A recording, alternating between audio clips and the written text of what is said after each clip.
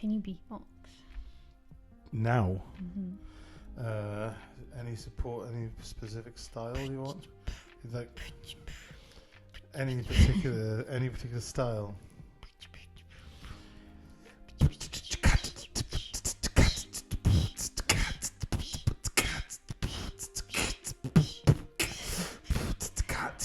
Hey everyone, and welcome back to the podcast, which has a new...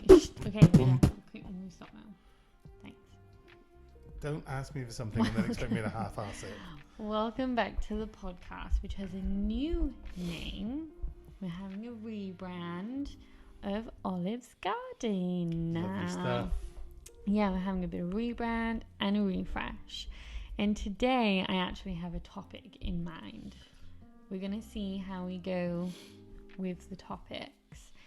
Nice. So I wanted to discuss something I'm super passionate about and I've kind of always dabbled in.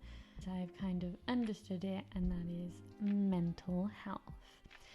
Big topic. Big topic. We're only going to be circling one little area of it.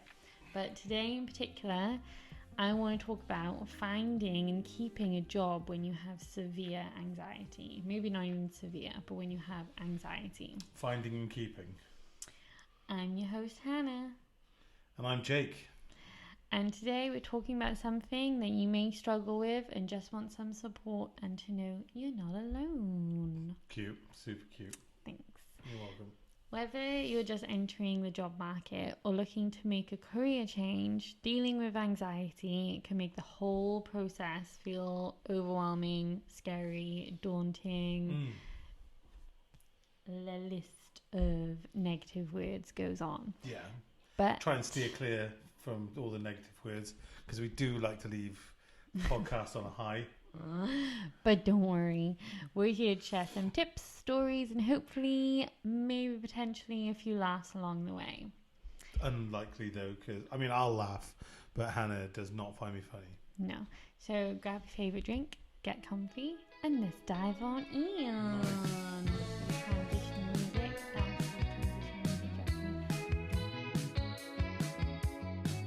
First of all, let's talk about the elephant in the room. Which elephant's that? Anxiety. Yikes. Oh, I was right to be worried. Too much. Oh, it's that nagging feeling that something is wrong or about to go wrong, even when things are going smoothly and there's literally nothing to kind of worry about. Yeah. For many of us, anxiety can be a constant companion, especially when you're facing big life changes like job hunting. Yeah. I know all too well. Yeah.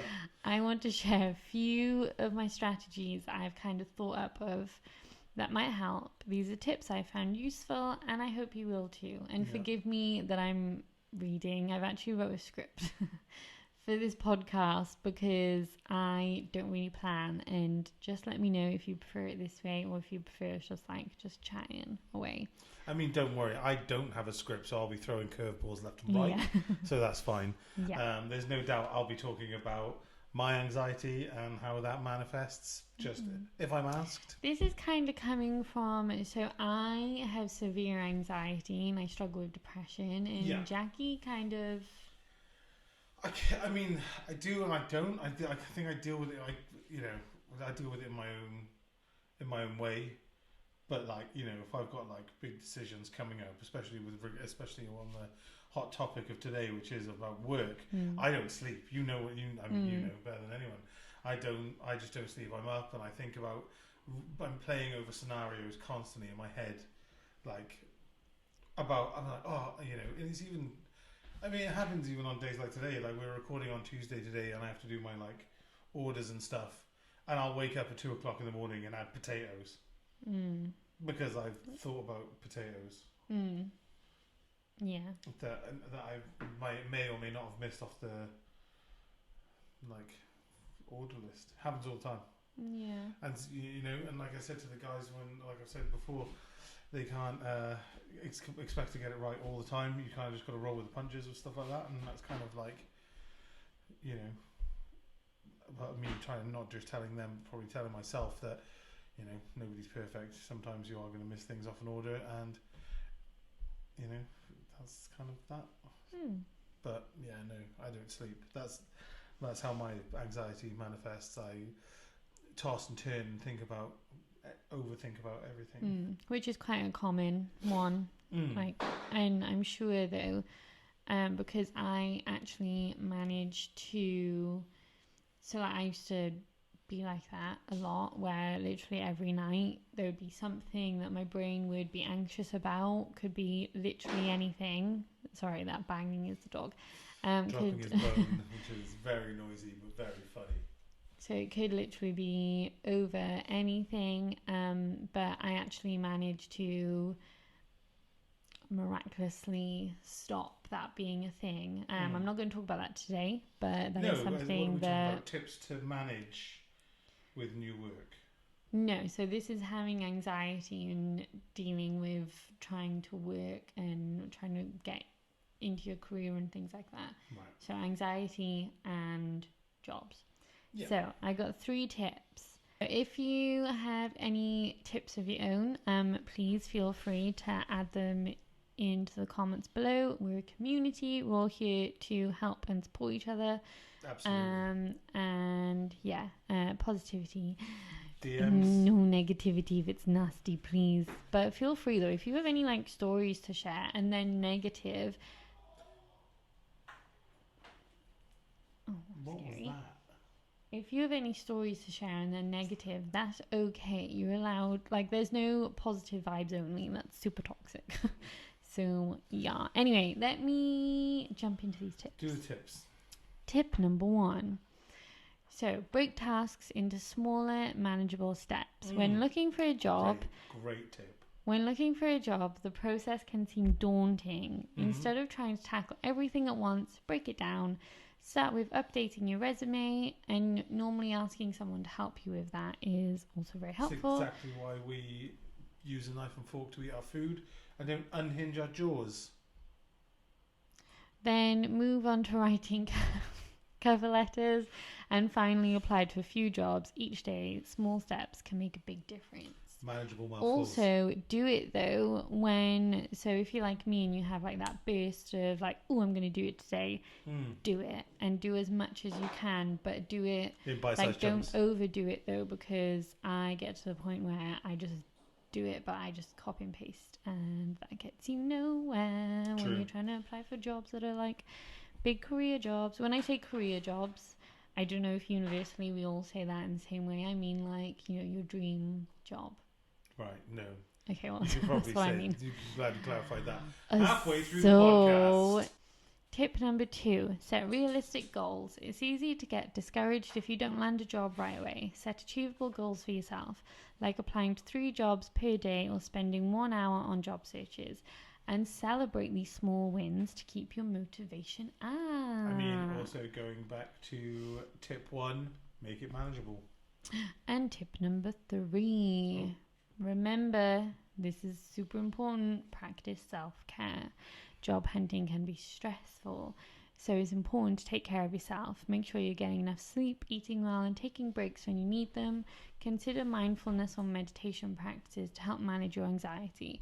If you're getting like overwhelmed, or you're starting to really like doubt yourself, because obviously you need to like try and sell yourself, but that can kind of do a little twisty on the brain when you're already kind of in a negative headspace about doing it. So just take care of yourself. So that's my tips. But I wanted to share how and what I deal with when it comes to work and my anxiety. Because the reason I want to talk about this is because it is super prominent in my life, and it is, since I started working at the age of 16, it has affected my jobs. I've left many a job due to my struggles, declined dream jobs, not even applied for some, put myself in numerous rubbish situations because my brain can't help but tell me every possible scenario that could potentially come up within a job, and how I simply cannot do that. Like, take a phone call. Oh my god, absolutely not. No way. To all my phone anxiety people out there and who get panic attacks from phone calls, Talk to the scary big boss. Mm. Heck no.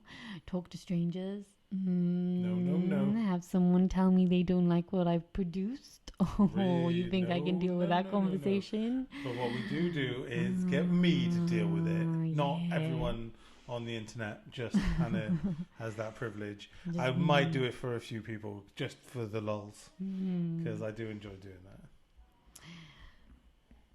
Sounds like someone's in the garden. So I've always worked in customer service roles. So I started my first job was Sainsbury's at 16, and then I got bullied out at 18. Gross. I floated around jobs for a few years until entering the bar scene at 21 until I was 28. And you know what? I was thinking about this earlier. Hospo. So I thought, going off the severe phone anxiety, I thought it'd be a genius idea to work in a call center to battle those demons head on. And you know what? It made it a billion times worse, and it actually made me spiral into a really deep depression. And then that's when I found out that I really, really, really struggled with my mental health. So that's fun. So Yikes. the bar scene, I'm gonna say it, not for me. There's only rare times that I actually genuinely enjoyed it, and that's when I was in charge. And I could stand on the door and I Says could be a lot. like, "Oh no, you can't come in." Yeah. So Don't this worry. is And if anybody's wondering, yes, that does translate into our relationship. I left my dream job to go back to my safe space of being behind the bar. I went back to uni at I think I was 26 to study mental health nursing, but bailed thanks to my anxiety and not wanting to be part of this controversial part of the toxic environment that is the mental health industry. Again, if you want me to talk about this, you just let me know. Yeah, well, maybe we probably just will anyway. Because I don't really want to offend anyone because it's my personal opinion, but but Why did you buy a microphone if not to express your personal opinions for the internet? Yeah. Yeah. So I didn't get my degree as a mental health nurse, but really, what is the point in university? Again, maybe a topic we will discuss one day. Another great topic. Debt machine. It's a debt machine, people. I eventually managed to get a job in social care as a support worker. Surprise, surprise, I hated it. I knew I'd have to do phone calls, but I made myself do it. And someone was finally willing to give me a chance. And I blew it, but the job was absolute BS anyway. But I couldn't do the phone calls as I'd get panic attacks if it's someone I don't know or if it's important. And with that job, every phone call was really important. And I can't. I'd make such a faff of myself. And then I would just crumble and hide away for the rest of my day. But what made me quit once again was being bullied out. Now I'm reading that. This is a theme. And I have a problem.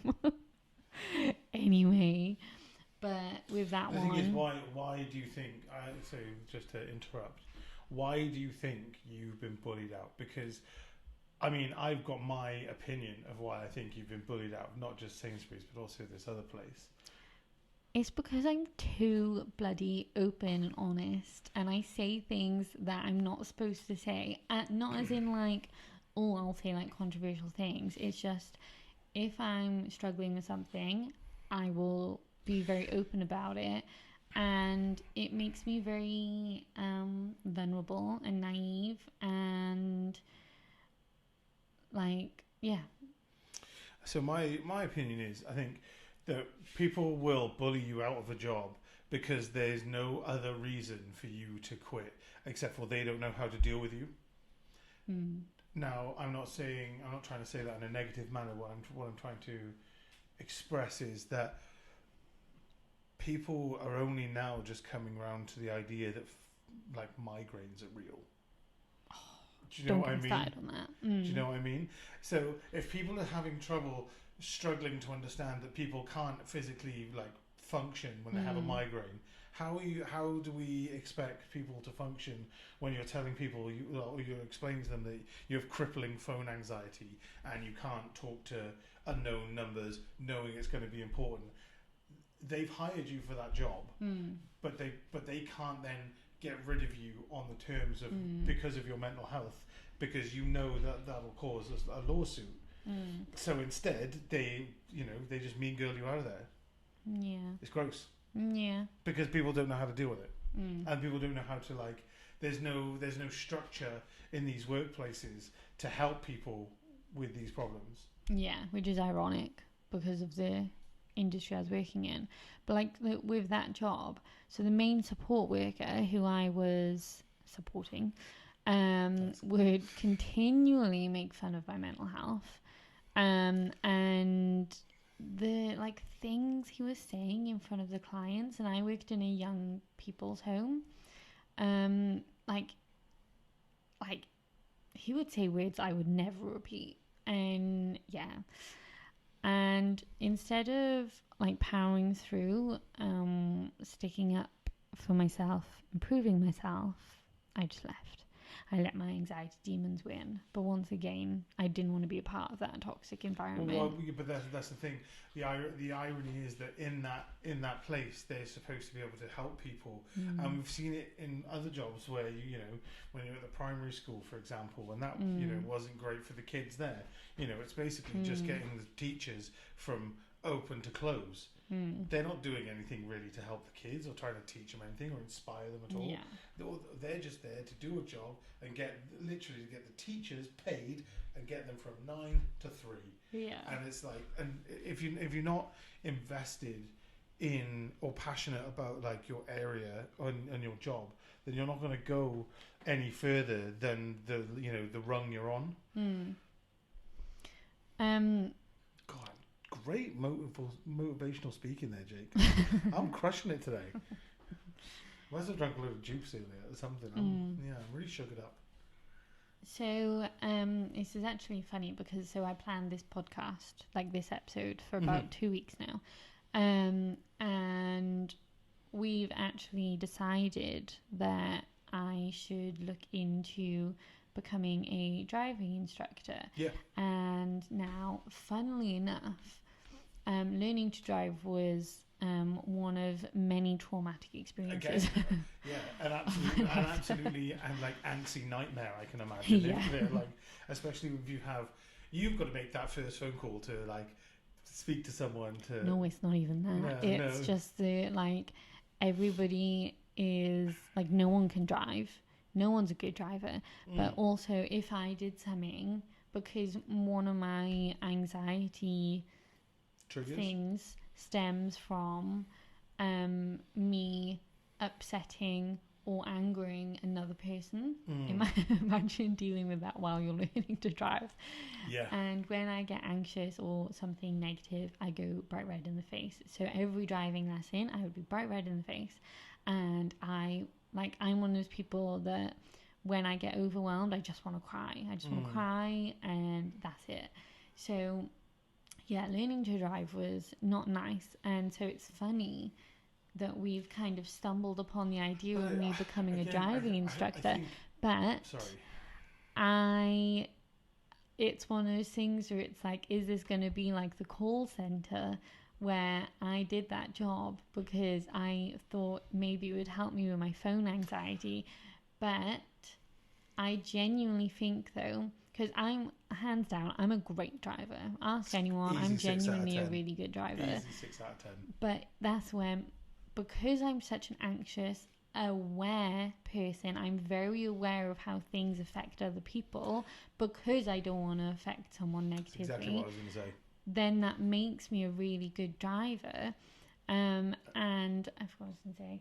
And also, because I'm aware of other people's feelings, then I think that would make me a good instructor, because my driving instructor, she was great, she was lovely, but when she was mad at me, she made me feel it was like she was my mum having a go at me. That's the thing, you need to be calm in the situation no matter what. Exactly. And I think that'll take experience more than anything else. But at the same, I'm not to say that you're going to lose your head or anything like that. But I think it'll take experience. But I think because I've worked with kids of all ages, I've worked with elderly dementia patients, I've worked with literally every age range, and I when I worked on the elderly ward, they all told me that I was their favourite student because I would talk to them like they were human beings, which they were, but I wouldn't belittle them, I wouldn't be nasty, and also, but I would talk to them like we were friends, but in the best way possible, as in not over if familiar. you did, and it's if they did something that they shouldn't do, I wouldn't just snap and have a go at them. No, you do ask them why they did it. Yeah, exactly. Come at them at their level. Yeah. But so that this is kind of coming to the end of this bit. But remember, though, it's okay to ask for help, whether it's reaching out to a friend for support, talking to a therapist, or joining a job seekers group. You don't have to go through it alone. And like I said, leave any comments, but supportive ones or ones reaching out, anything like that, and we will all. Do you know what? Be Just there. Leave comments. We'll sift through them. It's fine. Yeah. I'll do it. Now let's take a little break from the serious stuff and play a couple of fun games to lighten the mood. Good idea. Finish on a high. Should we have some transition music? Let's do it. You do it this time. Oh. Okay, we're naming the hob today. Oh, I've got nothing prepared. Yeah, but mine were all from the top of my head, so. Okay, so it's fair game, give really. me 5 minutes. Okay. While you're doing that, just want to say, going back to the whole job and anxiety thing, just in case I didn't say what the point was, because now I'm did I say my point? Is that I've literally had over a dozen jobs because in the end, I think of a reason why I need to quit because I can't deal with how anxious it makes me. And for this new job, we've got to wait a month before I can start doing the training, and my anxiety, I'm getting anxious that my anxiety is going to think of excuses as to why I shouldn't do this job. And it's just so unfair how your anxiety can dictate your life.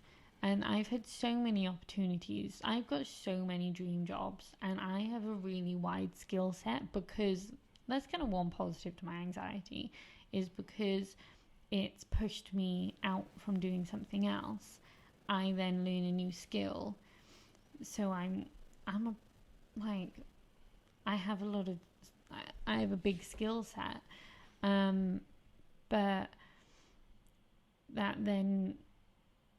But that means that I've never fulfilled a dream job. My first ever dream job was to be an illustrator, and I was given that job, and the job was in England, and my dream has always been to move to England. But because of a situation, and it was a pretty outrageous situation, which I won't go into, I turned it down because I literally ran away. And look at me, I'm not an illustrator.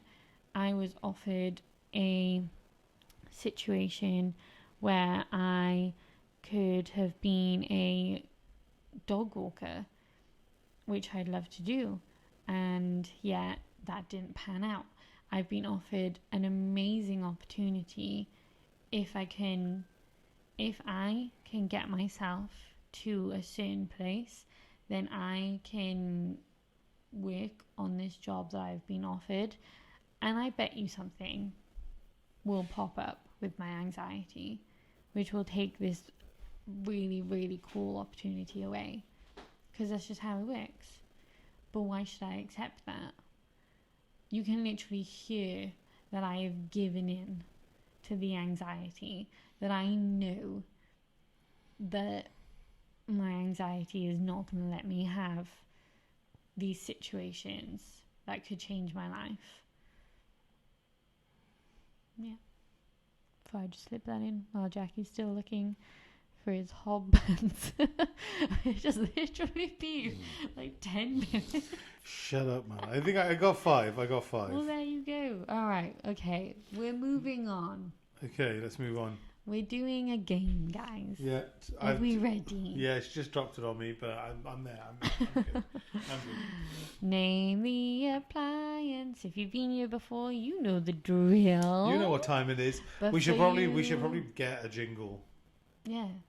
But for you newbies, we're in the process of naming our appliances in our new-ish home. If you remember the previous ones, star badge for you, I think we got the air fryer as... Fryer tuck. Thank you. Fridge as Barack Obama. As in Barack Obama. And the coffee machine as debatable Crispy but Irregular. Mr. Bean. Mr. Bean. And Crispy this week, Jackie, Yeah. let's name the hob. The hob it is. You know what? You go first, considering that was Well, obviously I took it straight from the dome. We go the hob bit. nice. I'm just going to Bob the Hob. The decimation of smaug your food. I don't know. Mine was Bob the Hob, if you missed it. Bob the hob. That's so basic. Funny So though. Hannah won't laugh at mine, but we'll laugh at hers like all night. Like even though mine are genius, like genius. Yeah, but mine is stupid. I find stupid humor. I've got a couple for the adult animation fans: Mr. Burns and Hobbs Burgers. Nice. Yeah. I got See? Robin Hob. Like Robin Hood. That doesn't make sense. It's not even a stretch. Okay, for the Britney Spears lovers out there, I've got I'm a stove for you. Hob Bob Baggins. The Hobbit, like it's Yeah, already but there. Hob Bob Baggins. No, Yeah, but I wrote this down 2 weeks ago, though. his name wasn't Bob. Yeah, but Hob Bob Baggins. You're an idiot. One for the Northerners, biker stove. Hobbsy Malone. And finally, this one's a bit of a stretch one. In case the induction is a spy, it could do an inside hob. Hobby I Shrunk the Kids. And then Stove Jobs. Which I just thought of. Just like Steve Jobs. Yeah, good. Okay, should we do another game? Yeah, what have we got? We got some transition music, that's what. Oh, transition music in the house. Transition music in the house. Alright, now let's move on to our second game. Florida Man. The Florida Man's back, baby. I'll read out a headline about a bizarre incident involving a Florida man, and you have to guess whether it's true or false. Are you ready? Here we go. I got it on the phone. We're doing it this way because I put them on my little script, and I didn't put if they were true or false. Okay, of course. Okay. So how are we scoring the game? Who wins? Who loses? Let's just play. It's Okay. 10:30 at night. Yeah. I like my brain isn't. Cool. I'm just gonna read whatever, and then if they're not okay. Florida man arrested for attempting to barbecue pedophiles at a motel. True. That is true. Read the story. I have to go on a whole new page to read the story. Florida man So found we're not doing that. So we'll never know any more about that than they was true. Just Google it yourself. No, or next time maybe we'll go a bit deeper into the stories and Hannah will write them down and we'll just do 3. Florida man found riding ostrich naked down Main Street during rush hour. False. True. Oh, it was fake. Boo. Too much. The ostrich was too far. Florida man attempts to set record for longest continuous hammock swing, ends up in neighboring state. True. It was fake. Damn. Man claims he invented hovercraft made entirely of beach balls, attempts to fly to Bahamas. False. Fake. Florida man uses a plane to draw a 20-mile penis over Florida on flight radar. True, right? 100% true. True. Read the story. No, a Florida man attempts never to know. rob a It was GameStop true. while wearing a transparent wrapper over his head. True. I didn't hear, but true. True. Florida man arrested for trying to sell NASA's secret moon rocks on Craigslist. True. Craigslist? Oh, hold on. It didn't tell me. Fake. Florida man charged with assault with a deadly weapon after throwing an alligator through Wendy's drive-through window. True. We read this one the other day. True. Florida man travels to South Carolina to fight Hurricane Florence with nothing but his underwear and an American flag. True. True. Go America. Florida man steals police car, claims he was auditioning for a movie role. True. Fake. That's super believable. Should we do like 2 more because we're only on 11%? Yeah, let's just do 2 more. Florida man attempts to break into zoo to take sloth for a joyride, gets stuck in fence. True. Fake. Come on, guys. Steal some sloths. Florida man pulls off video game move to beat rival in NASCAR Cup Series championship. True. True. I don't know what any of that means. And there we have it. Another classic Florida man game where we'll tell you some of it, but not all of it. You can Google it yourselves. Or next time we could just tell them and make it a whole segment. That's a little segment tune. You can Google it yourselves. We should just Florida Google, man. we could Google it for them, and then that's the thing people could listen for. Alright, are we done? Should we wrap this one up? Let's wrap it up like Should a we fucking Christmas present, darling. Sorry, let's wrap it up like Alright, a guys. No.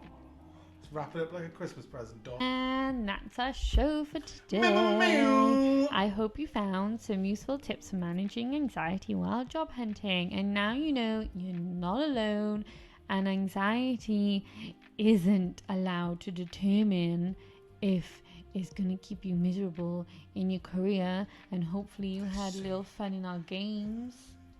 There needs to be another full stop in there. You go like this. That's giving me anxiety. The irony that this sentence is giving me anxiety. No, don't just take a big breath. Manageable chunks. We spoke about this today on the podcast.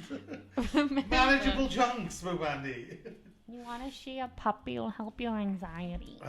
This one's for the blooper reel. Oh my god. Remember, it's okay to take things one step at a time and to reach out for support when you need it. You're not alone in this journey. You can have Arthur and Winnie with you. They've gone. They're off. If you enjoyed today's episode, please subscribe. So smart to subscribe. And leave a review. Please leave a review. If you're over on Spotify. And share it with your friends. Because you never know, because some people might be dealing with anxiety on their own. And if anything, we could say is definitely try and talk about it more with better words than the words that I come and out say. You can follow us on Instagram, TikTok, YouTube, and Spotify at Olive's Garden. That is spelt not in an easy way. No way. OLIVESGARDEN. And email us at theholcombs11@outlook.com. That's THEHOLCOMBES. I will leave those written down below. Thanks for tuning in to Olive's Garden, and we will see you and talk to you next time. Thanks, guys. Bye. Bye. You all right?